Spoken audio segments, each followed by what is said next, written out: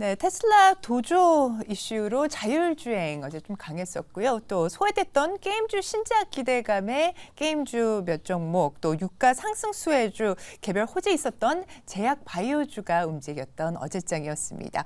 14일 선물 옵션 동시 만기일 앞두고 차익 실현 매물도 대량으로 좀 많이 나왔던 어제장이었는데요. 수급 흐름 확인하면서 오늘장 또 투자 전략 세워보도록 하겠습니다. E3 스탁솔루션 대표 함께합니다. 대표님 어서 오세요. 네, 안녕하세요.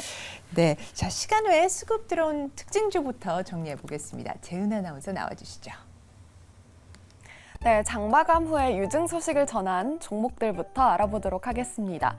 비트엔은 9.95% 올랐고요. 이원 컴포트기 9.94% 오르면서 가격 제한폭까지 올라온 모습이네요. 또 이어서 차량용 반도체 관련주 텔레칩스에 대한 관심도 이어지고 있는데요. 어제 정규장에서 테슬라의 자율주행 이슈로 함께 이 상승폭을 보였던 하루였는데 오후장 들어서 반납을 하기도 했었죠. 하지만 다시금 시간외에서 부각이 된 모습이고요. 이에 따라 5.54% 오르면서 마쳤습니다. 크리스탈 신소재는 발열 필름 개발 소식을 알리면서 정규장에서도 두 자릿대 급등이 나왔던 종목인데요. 시간외에서도 기세 이어가면서 5%대 오름세 보였습니다. 일부 제약 바이오주의 상승 속에서 알테오젠도 부각을 받았는데요. 키르루다 SCC 독점 계약 소식이 두드러지면서 이렇게 1%대 올랐습니다. 지금까지 시간의 특징주 알아봤습니다. 네, 시간외 특징주, 자율주행 관련된 테마 제약 바이오 기업들 눈에 띄고요.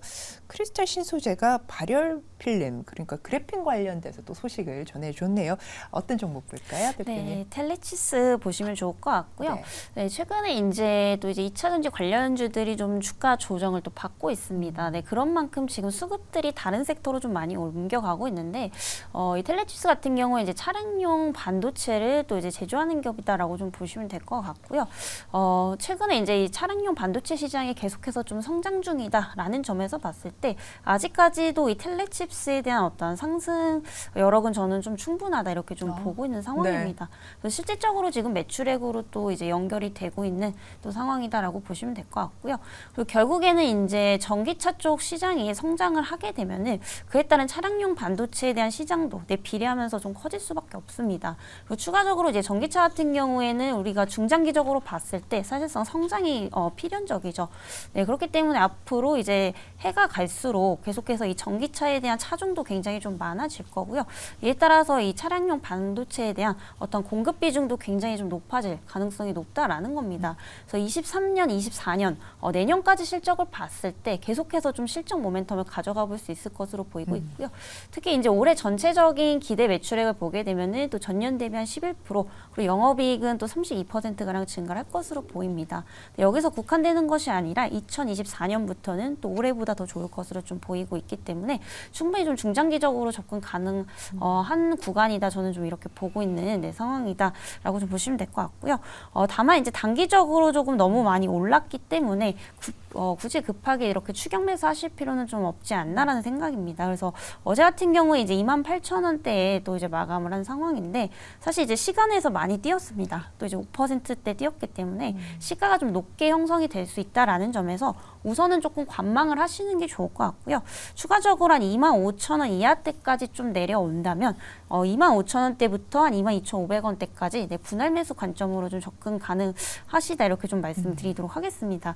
우선은 목표가는 조금 중장기적 관점에서 봤을 때 우선 정고점은 좀 넘어갈 확률이 높다라고 좀 보고 있고요. 시간은 좀 걸릴 것으로 보고 있지만 결국에 이제 매물 소화 이후에 상승할 가능성이 좀 높다고 보고 있습니다. 그래서 목표가는 이제 정고점 이상인 35,000원대까지 또 제시를 드려보도록 하겠습니다. 네, 아주 꼼꼼하게 투자 전략 말씀을 해주셨습니다. 텔레칩스 어제 윗꼬리 길게 달고 음전해서 장을 마쳤고요. 자, 매수가 특히 좀 유념해 주시면 좋겠습니다. 25,000원 이하에서 분할 매수 얘기가 됐습니다. 중장기적인 접근 목표가 35,000원으로 제시됐습니다. 네, 지수 어제 상승 출발을 했는데 양시장에서 외인의 매도세 나오면서 하락 전환했습니다. 개인과 기관만 순매수를 했고요. 자, 외국인과 기관이 어제 담은 종목 특징주로 만나보겠습니다. 네, 먼저 외국인이 담은 종목부터 하나하나 만나보도록 하겠습니다. 지주사에 대한 관심은 여전한 모양새인데요. KT를 특히 주목을 하고 있습니다. 꾸준한 실적 개선도가 주목도를 높이는 모양새죠. 이에 따라서 9거래일째 KT 매수 들어오고 있고요. 또 콘텐츠주에 대한 관심도 큰 모양새인데요. 각각 콘텐트리 중앙 3거래일 그리고 CJ ENM도 담고 있는 모습입니다. 하나증권에서 문체부의 내년 예산안이 긍정적이라면서 콘텐츠주에 주목을 해봐야 된다라고 제시를 한 바 있었는데요. 이에 영향을 받은 걸까요? 이렇게 관심이 집중되고 있습니다. 대한항공 역시 매수세가 들어오고 있는 모양새인데요. 일본 소도시 4곳을 재운항한다고 합니다. YTN도 역시 매수세 들어온 모습이고요. 지분 31%를 통매각한 점이 부각되고 있습니다. 다음으로 기관의 특징주도 하나하나 만나보도록 하겠습니다. 먼저 쌍용 CNE를 16거래일째 담고 있는데요. 배당주로서의 접근이 유효하다는 판단이 나오고 있고요. 하반기 실적도 기대된다고 하네요. 이어서 HD 현대인프라코어 4거래일 연속 매수 들어오고 있고요. 네덜란드 엔진 시장 본격 진출에 신호탄을 알렸습니다. 서희건설 4거래일 연속 매수고요. 올해 시공 능력 평가가 한 계단 상승했다고 하죠. SK하이닉스 3거래일 연속 담는 모습인데 바닥을 다지고 불기둥을 세울 기대감이 커지고 있습니다. 삼성전자는 2거래일 연속 매수고요. 낸드 매출이 2분기 7.4% 증가했다고 하는데 삼성전자가 점유율 31%로 1위를 달리고 있습니다. 지금까지 외국인 기관의 특징주 알아봤습니다. 네, 우리 재은 아나운서가 그 SK 하이닉스, 삼성전자 우리 불기둥 예고를 했습니다. 한번 좀 기대를 해보겠고요. 자, 외국인 특징주 가운데 어떤 종목 살펴볼까요? 네, YTN 최근에 이제 또 급등세가 나오고 있는 네. 만큼 조금 관심 있으신 분들이 많이 계실 것 같은데 사실 이 종목 같은 경우에는 최근에 메가 이슈로 이제 또 급등을 했습니다. 그렇지만 저는 이제 봤을 때 또 재무 구조도 굉장히 좀 탄탄한 기업이다라고 좀 보고 있기 때문에 실적에 대한 기대감까지는 아니어도 그래도 이제 어느 정도는 좀 안정권에 있다라고 좀 보고 있기 때문에 이런 실적 부분에서 받쳐주고 있다라는 점에서 좀 긍정적으로 좀 보셔도 좋을 것 같습니다. 우선 이제 부채 비율이 한 41% 미만이고요.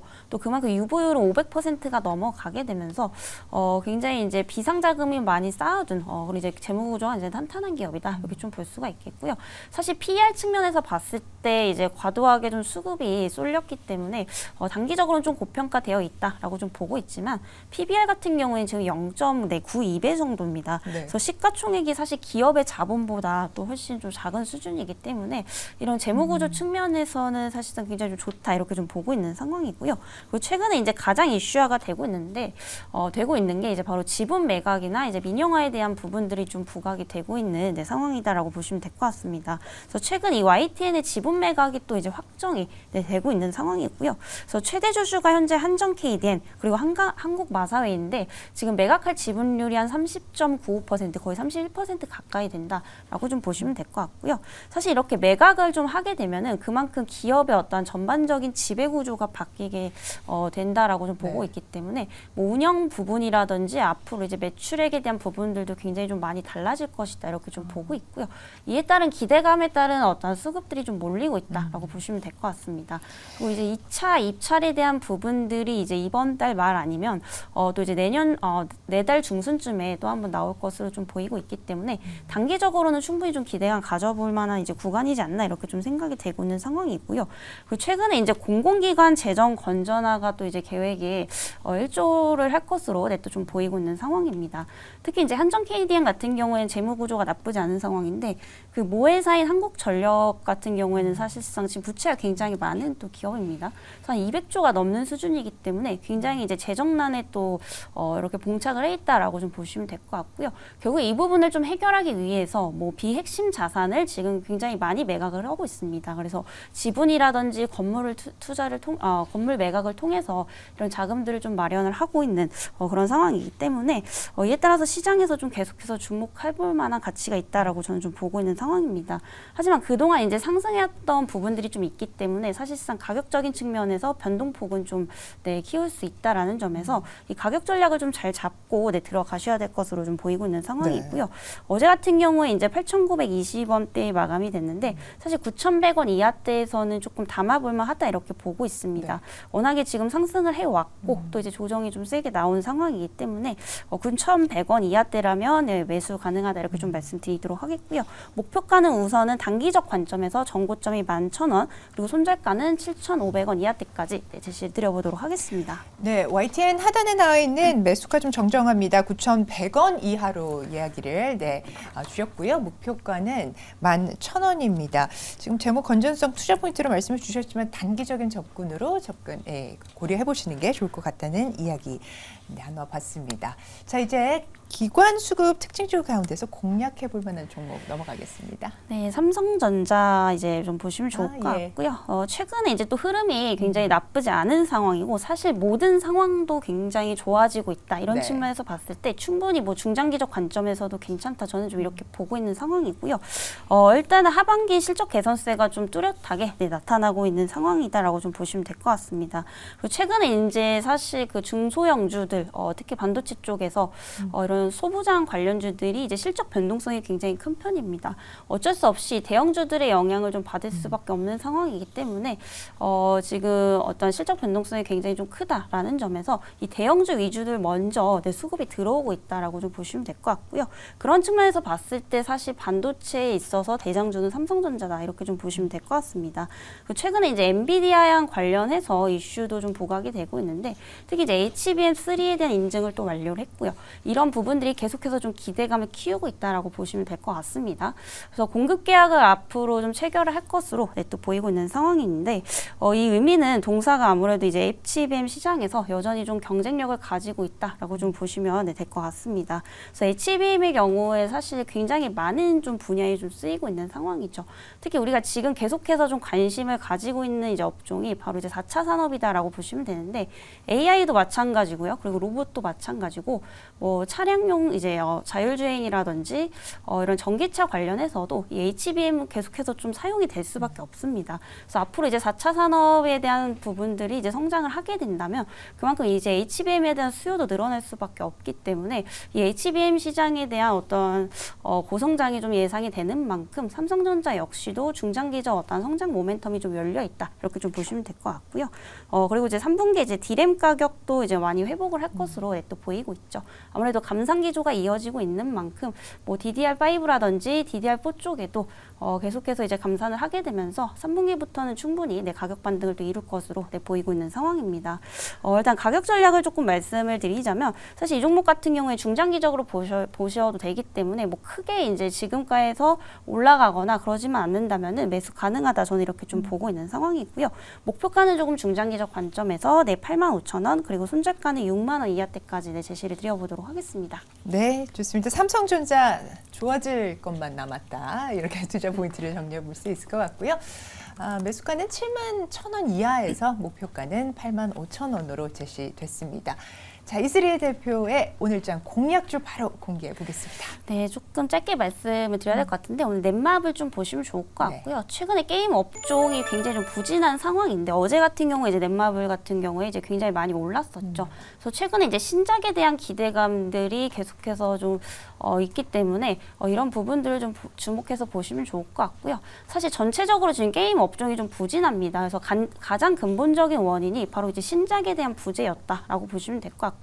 그럼 반대로 봤을 때 그 게임 업종 중에서 신작에 대한 모멘텀이 있는 종목을 저는 보시는 게 좋다라고 좀 보고 있는 상황입니다. 그래서 넷마블 같은 경우에 올해 이제 9월부터 또 연말까지만 해도 한 6개까지 신작이 나올 것으로 보이고 있고요. 그리고 내년 상반기에만 또 추가적으로 한 2개 정도 또 나올 것으로 보이고 있는 상황입니다. 그래서 최근에 이제 또 최근에 이제 출시된 게임들도 굉장히 좀 많은 부각을 받고 있는데 특히 이제 국내 구글 플레이 스토어에서 또 매출 2위를 또 달성을 하고 있는 세븐나이츠. 네, 그렇죠. 그래서 그런 부분들에 대한 어떤 좋은 이제 기류들이 계속해서 하반기까지 좀 이어질 가능성이 높기 때문에 이 종목 계속해서 좀 주목을 해보시면 좋을 것 같습니다. 사실 밸류적인 부분에서도 좀 부담이 좀 덜한 이런 구간이기 때문에 지금 바닥권에서 들고 오는 시점이고요. 이에 따라서 매수 관점에서도 충분히 좀 부담스럽지 않은 자리다 이렇게 좀 설명을 드릴 수가 있겠습니다. 그래서 어제 종가가 52,900원대에 마감이 됐는데 53,000원 이하대에서 분할로 담아 보시면 좋을 것 같고요. 최소한 올해 실적 올해 실적의 이제 기대치에 근거를 한다면은 이제 목표가나 65,000원 정도가 좀 적정하지 않을까 이렇게 좀 말씀을 드려보도록 하겠습니다. 네, 기대받지 못했던 신작의 흥행 결국은 실적 서프라이즈를 좀 기대해보게 한다라고 하는 리포트도 좀 읽은 적이 있는데요. 다올투자증권에서는 7만 원으로 목표가 또 제시하고 있네요. 말씀 주셨던 매수가는 53,000원 이하라고 제시를 해주셨습니다. 하단에 가격 전략 참고해 주시면 좋겠습니다. 종목 진단 살까 말까에서 오늘은 텔레칩스, YTN, 또 삼성전자, 넷마블에 이르기까지 투자 포인트 점검해 봤습니다. 이슬이 대표님 말씀 대단히 감사합니다. 네, 감사합니다.